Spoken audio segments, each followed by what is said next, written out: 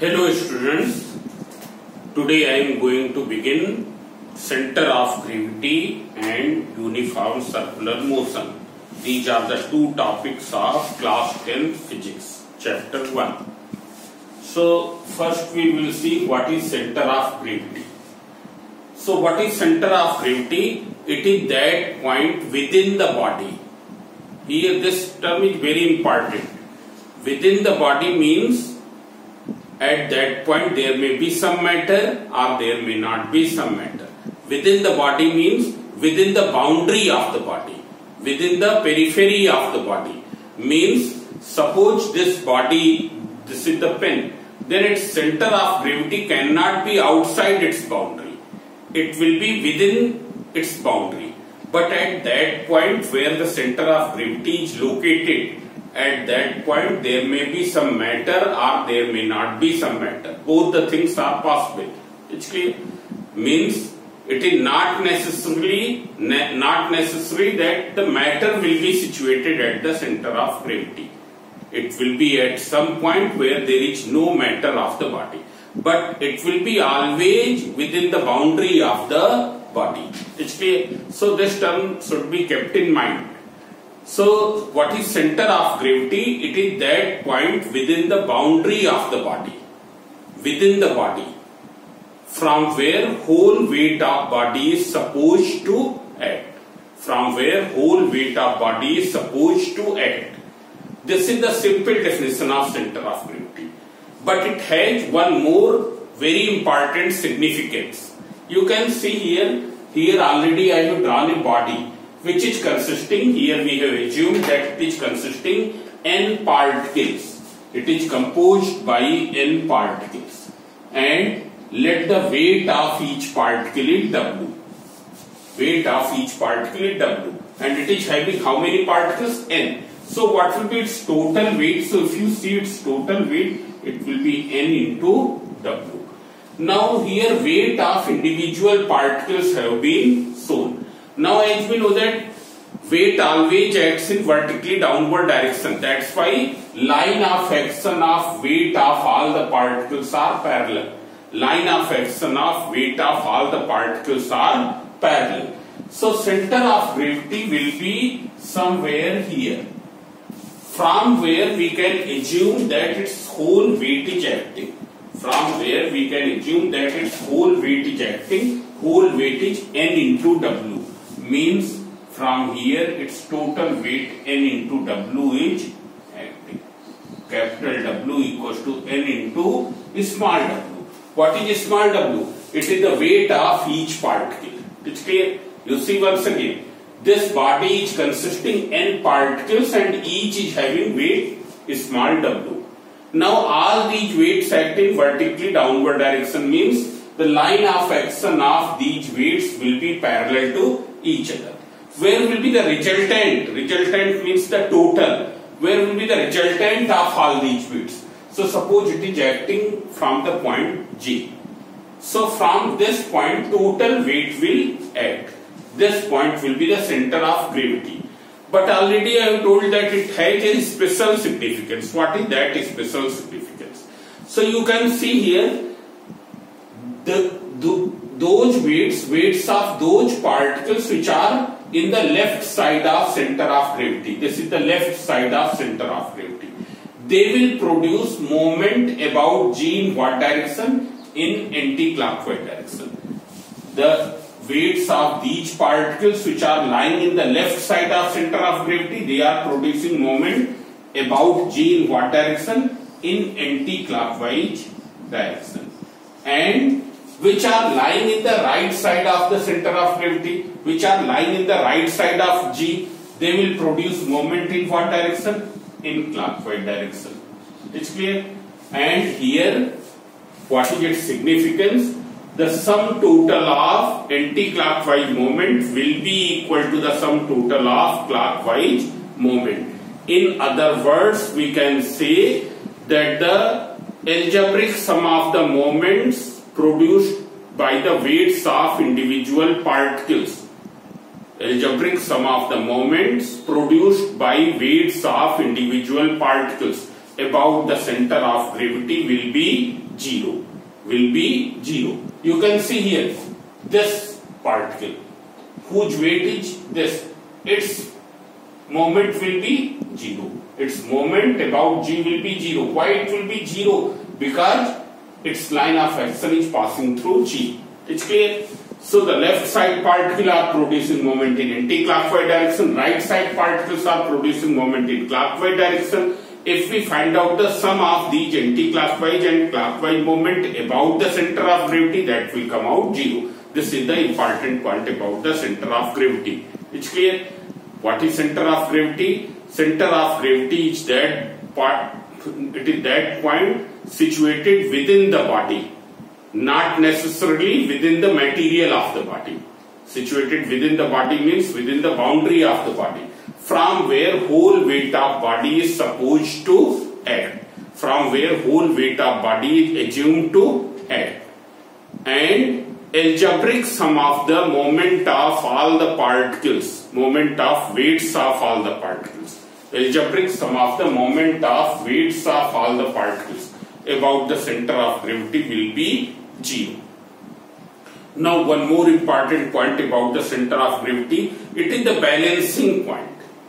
Means if you place the knife edge just below to the center of gravity of the body, what will happen? Body will get balanced at that point. I am trying to balance this. It's clear. Its center of gravity will be somewhere in the middle. So what will happen? If you place the knife edge just below to the center of gravity, its center of gravity will be somewhere inside. This is the knife edge. This finger is acting as knife edge. It is kept just below to the center of gravity. What will happen? It will be get balanced. It's clear. So similarly, if you suspend any body from the center of gravity, what will happen? It will suspend in the horizontal, in the balanced position. It will suspend in the balanced position. Now see here in your book you can see center of gravity of few regular bodies and irregular bodies. So first we will see in case of the regular body. So suppose there is a thin wire like this. This is a thin wire. Where will be the center of gravity? Its center of gravity will be at its middle point. If there is a thin wire, then the center of gravity of that thin wire will be at the midpoint. And here matter is situated. But if you bend this wire in the form of circle, then what will be? Center of gravity will be the geometric center of this circle. Center of gravity of this circular ring will be the geometric center of this circular ring. And at this point there is no matter. But this is within the boundary of the body. It's clear? In the same way, if there is any triangular lamina, where will be the center of gravity? It will be the point of intersection of medians. It will be the point of intersection of medians. Medians means it is a line drawn from any vertex to bisect the opposite side. This is a triangular lamina ABC. Draw a line from A which meets to midpoint of BC, that is AM is median. Similarly, you draw a line from B which meets to the midpoint of AC. So what will be? It will be a median. Center of gravity will be this point. This point will be the center of gravity. In case of rectangle, in case of square, what is the center of gravity? It is the point of intersection of diagonals. In case of rectangle, square, parallelogram, rhombus, where will be the center of gravity? Point of intersection of diagonals. In case of cylinder, what will be the center of gravity? It will be the midpoint of its axis. What is the axis in the cylinder? You can see here. Here, this is the axis. This point will be the center of gravity. In case of a sphere, whether it is hollow or it is solid, center of gravity will be its geometric center. It's clear? So these are the center of gravity of regular bodies. You can see in your book. Here it is given on page 13. I am taking the book. You can see here. Here definition of center of gravity is given. The center of gravity of a body is the point about which the algebraic sum of the moment of all the particles acting constituting the body is 0 and entire weight acts from this point. Then there are some nodes are given, so you go through these nodes. Then center of gravity of some regular uniform body, it is given, so that you have to learn.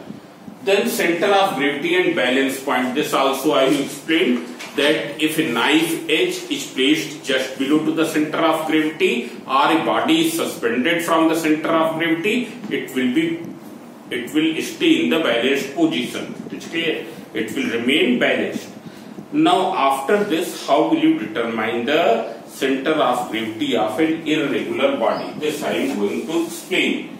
Center of gravity of an irregular body. Here this is a body which is of an irregular shape. It is not having any regular shape. In regular shape bodies, you already know that what is the center of gravity. But if it is of irregular shape, then how will you find the center of gravity? So what will you do? Experimentally, how will you determine the center of gravity? So you make 3 holes near its edge. Edge is this. This is the edge. It's clear. This is the edge. Kinara. Now here I made 1 hole here, 1 hole here, and 3rd hole here. It's clear. Then you take a plumb line. Plumb line is simply, this is a rope, this is a string, and from where some heavy body is suspended, so that it remains tight and stays in the vertical position. So first of all, you will suspend it freely. From here already one nail is fixed, and from this hole I will suspend. It's clear, and leave it so that it comes in rest. Now see here, you suspend this. When you will suspend, so it is staying in this direction. You mark this line. Here I am marking.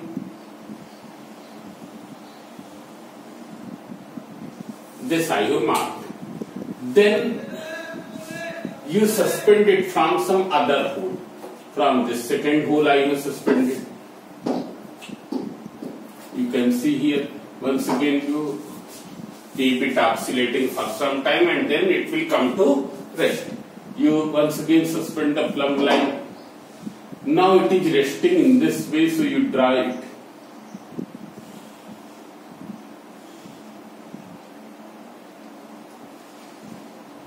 It's clear.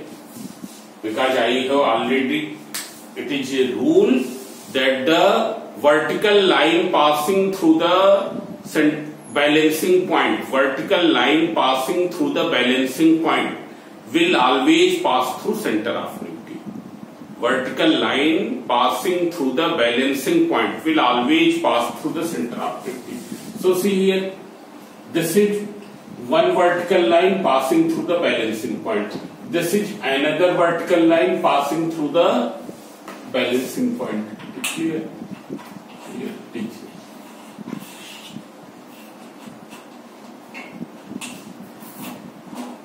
Yes. These 2 lines are intersecting at this point. So this will be the center of gravity. This will be the center of gravity. It's clear. Now, in order to check whether this is the center of gravity, you balance it from here, suspend it from here. So the vertical line which passes through this balancing point should pass through this G. So I will check here.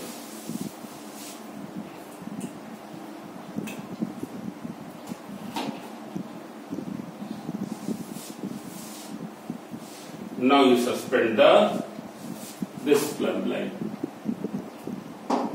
You can see here, this vertical line which passes through this is passing through the center of gravity. You can see. It's clear?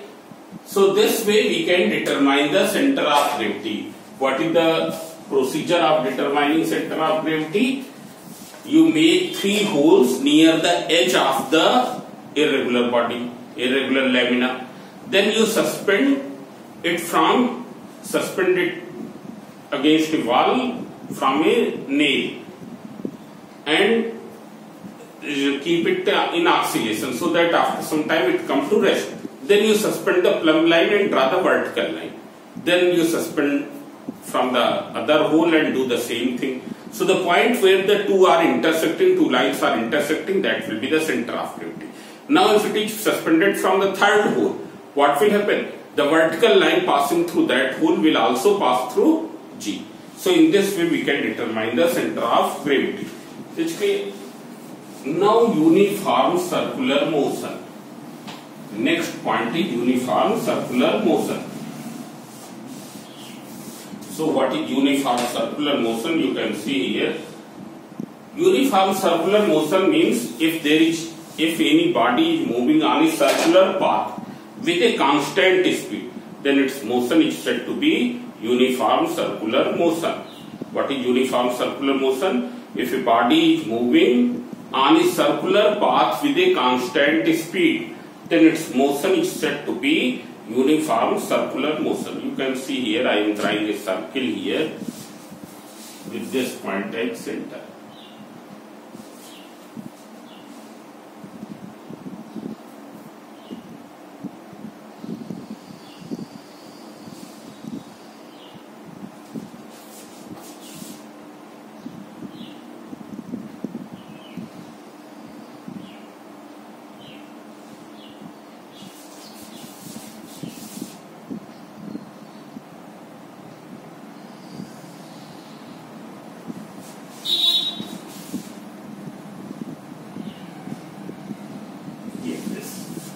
Now this is a body moving on a circular path with a constant speed.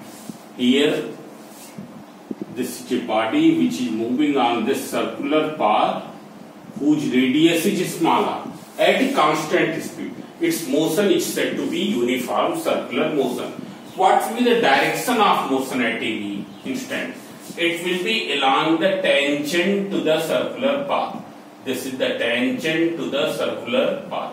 Suppose the body is moving this way, then here direction of motion at the point A will be this. When the body has reached here, what will be the direction of motion? We draw the tangent. This will be the direction of motion. It's clear? Means direction of velocity will be this. Here direction of velocity will be this. When the body will be here somewhere at this point, when it will be reached here, what is the direction of motion? It will be along the tangent. It is the vector 3. So see here, at every point in uniform circular motion, body is moving on the circular path with a constant speed. At every point, the speed will remain same, but the velocity will not remain same. And why it will not remain same? Because the velocity is consisting two things: speed as well as direction, and direction is continuously changing. Here direction is this, here direction is this, here direction is this. Therefore, velocity is continuously changing. That's why it is denoted in terms of velocity by v1, v2 and v3. But if you see their magnitude, then vector v1 will be equal to the vector v2, magnitude of vector v2 equals to magnitude of vector v3. It's clear? Means its numerical value will be equal to its numerical value will be equals to its numerical value equals to speed. It's clear? But they are represented by different symbols. Why? Because they are having the different direction. So in uniform circular motion, speed remains constant, but the velocity do not remain constant. And when velocity do not remain constant, then its motion will become accelerated. As you know that acceleration is what? Rate of change of velocity. Change in velocity per unit time. Here velocity is changing because of the change in direction. Velocity is changing because of the change in direction. Therefore, uniform circular motion, UCM, is an accelerated motion. Is an accelerated motion. What will be the direction of this acceleration? So, since this acceleration don't change the speed remains constant. Therefore, it will always act normal to the direction of motion. So, here direction of motion is this. It will act in this direction. in the radial direction. It will act in the radial direction. When the body will be here, direction of motion is this. What will be the velocity? What will be acceleration? Acceleration will act in this direction.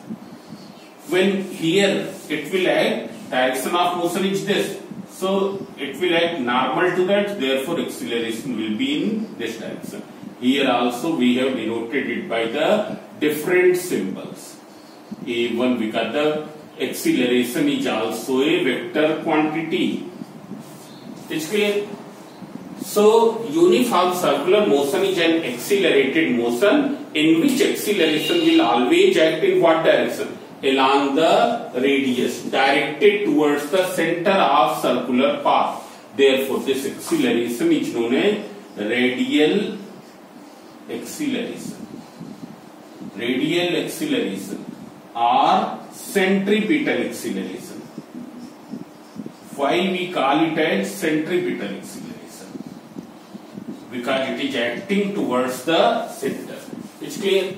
Its magnitude will be constant. And what will be its magnitude? Its magnitude will be always v square upon r. If the body is moving with the speed v on a circular path of radius r, what will be the magnitude of centripetal acceleration? A equals to v square upon r. Though it is not in your course, but I have told A equals to v square upon r. Why we have symbolized it by different symbols?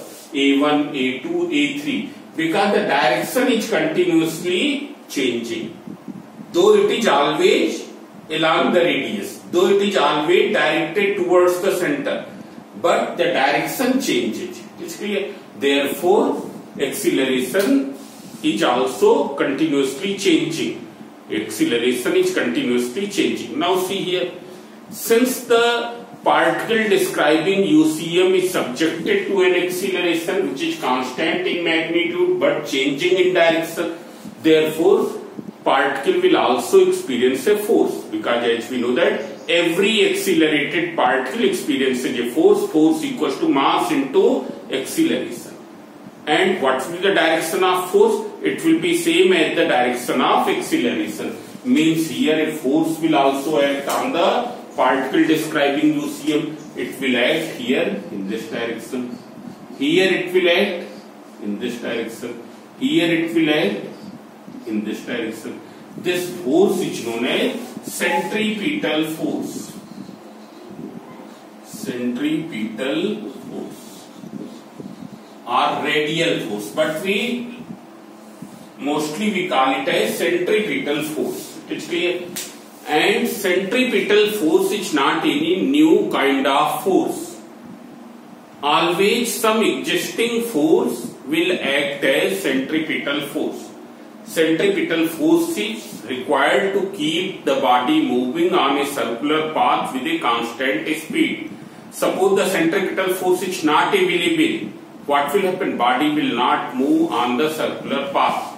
Means अगर centripetal force available नहीं है, if there is no source for fulfilling the CF, centripetal force, body will not move on the circular path. It's clear? So, for moving the body in the circular path, centripetal force is always required, and some existing force will fulfill it. For example, if you tie a body with the help of this, as I have tied those, this, is clear, you can see here. I have tied to this here, you have just now seen.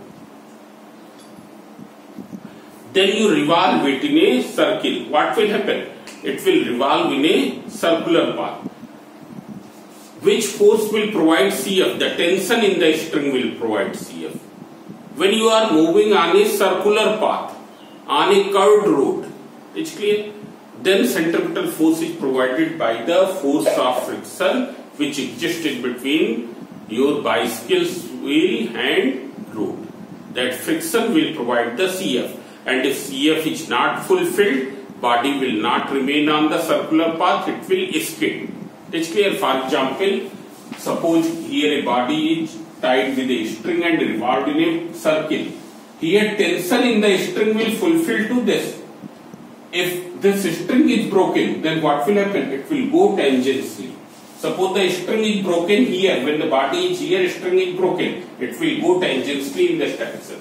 Suppose the string is broken when the body is here, its body will go in this direction. It will go tangentially to that one.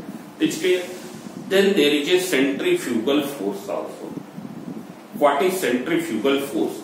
Sometimes people say that centrifugal force is a reactionary force of centripetal force, but that is not correct. That is not correct. Centrifugal force is not a reactionary force. It is an imaginary force. It is a fictitious force which is assumed in order to describe the motion of the body. In order to describe the motion of the body on a circular path. It's clear? What is centrifugal force? It is not a reactionary force of centripetal force, though it acts opposite to the centripetal force. It acts along the radial direction away from the center of circular path. Centripetal force acts towards the center of circular path. Centrifugal force acts along the radial direction but away from the center of circular path.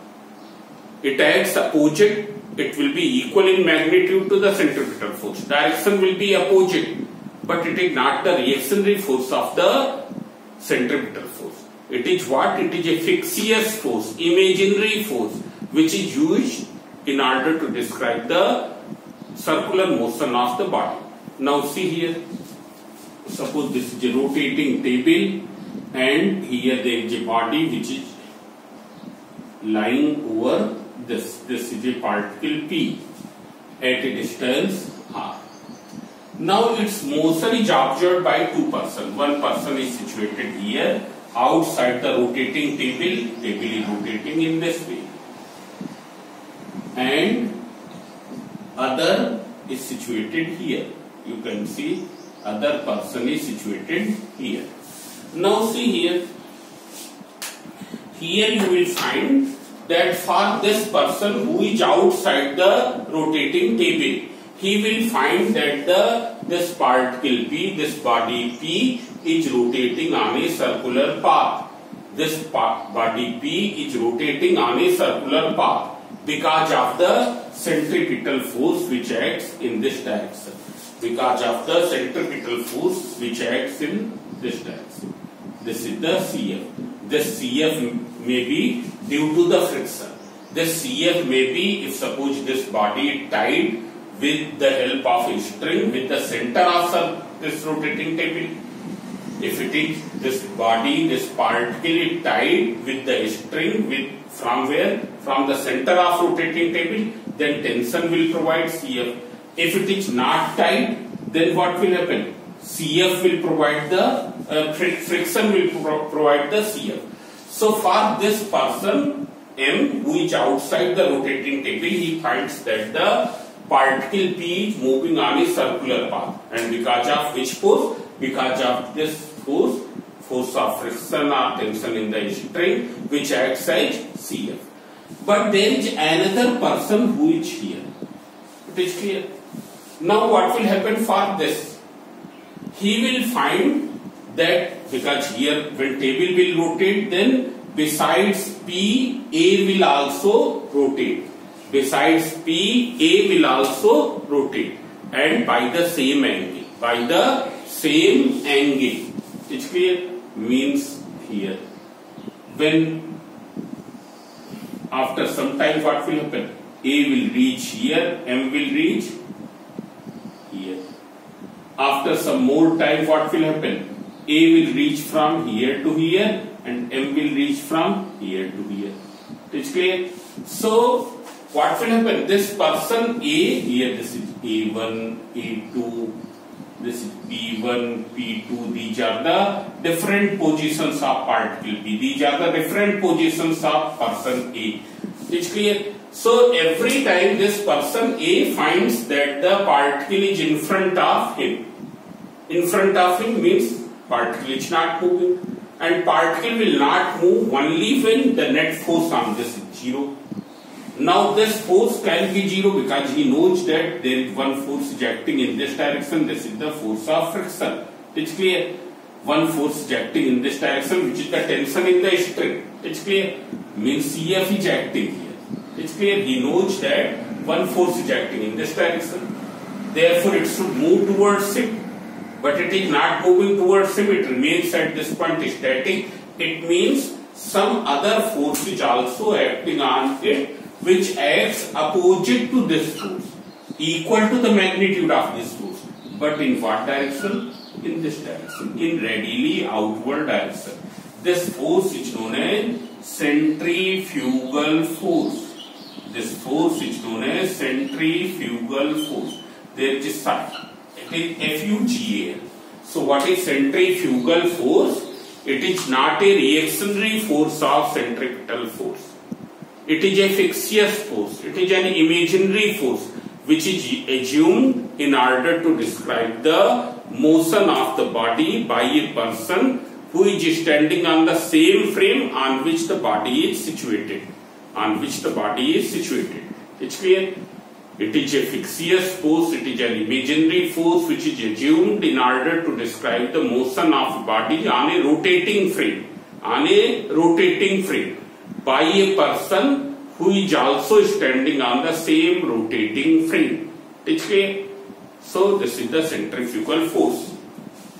Now it will be always equal in magnitude to the centripetal force, but in direction opposite to the centripetal force. Means it will act away from the center of circular path. Center of circular path is this, it is acting away from that. So this way all the topics of chapter 1 have finished.